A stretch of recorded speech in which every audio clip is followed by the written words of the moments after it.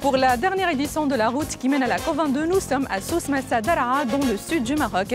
Cette région est à l'origine de l'initiative pour l'adaptation de l'agriculture africaine, ou AAA.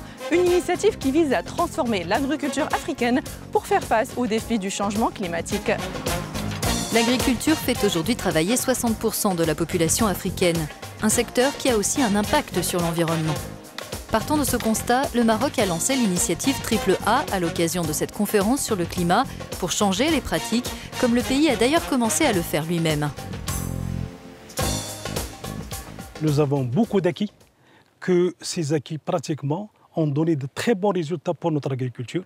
Et je crois que c'est une occasion à ce que ces résultats et ces expériences vont être au service des autres pays amis africains.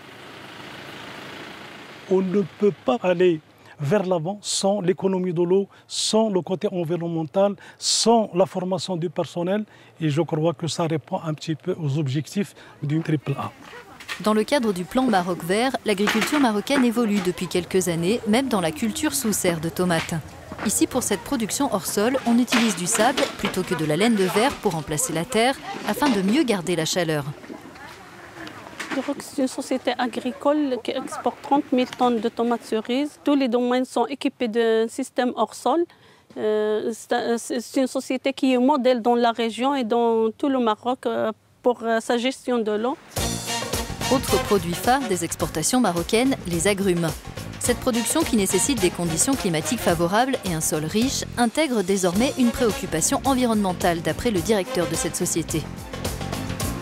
Le Maroc, historiquement, est un producteur d'oranges depuis 1920, mais cette production, elle passe par plusieurs phases.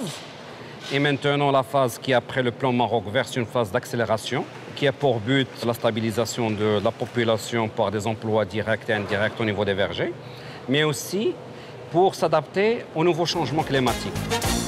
Pour de nombreux observateurs, l'agriculture et l'Afrique étaient les grandes oubliées des précédentes COP. Le Royaume veut réparer cela lors de sa conférence.